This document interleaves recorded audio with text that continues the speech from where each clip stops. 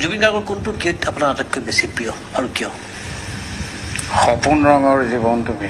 সপোন ৰঙৰ জীৱন তুমি আকৌ এবাৰ আহিবা। তুমি আৰু জুবিন নিশ্চয় জংকীৰ অভাৱ এই মুহূৰ্তত অনুভৱ কৰা হৈছে আৰু আলোচনাৰ মাজলৈ যদি আমি জুবিনৰ মাতৃ আৰু জংকীৰ কথা নানো তেতিয়াহ'লে আলোচনা নিশ্চয় আধৰুৱা হয়।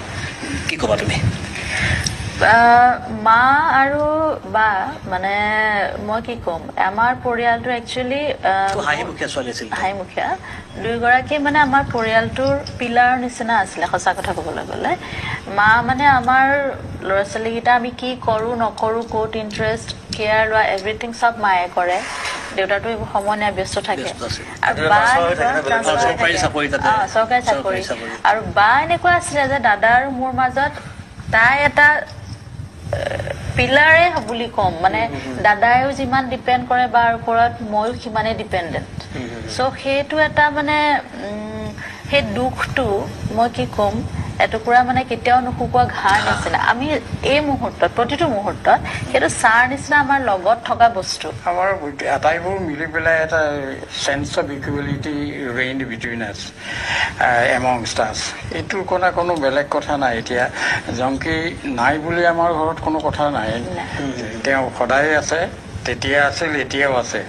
খালি তেওঁ শাৰীৰিক অৱয়ৱটো আমাৰ মাজত নাই, কিন্তু তেওঁৰ সত্তা, তেওঁৰ চাইকলজি, তেওঁৰ ইনষ্টিংক্ট চব এতিয়াও আমাৰ মাজত ঘূৰি আছে, কামেই কৰি আছে। জুবিনৰ মাজতো কাম কৰি আছে, মানে পামীৰ মাজতো সেই একেটা কাম কৰি আছে।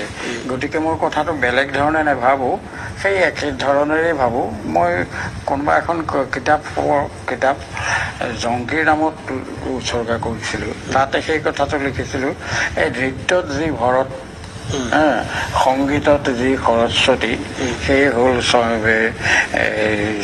জংকী বৰঠাকুৰ। এগৰাকী পিতৃ হিচাপে আৰু তাতোতকৈ আপুনি এগৰাকী বিশিষ্ট কবি, আপোনাৰ কলমেৰে বহু কথা প্ৰাণ পায়। জুবিন গাৰ্গৰ কোনটো গীত আপোনাৰ আটাইতকৈ বেছি প্ৰিয় আৰু কিয়?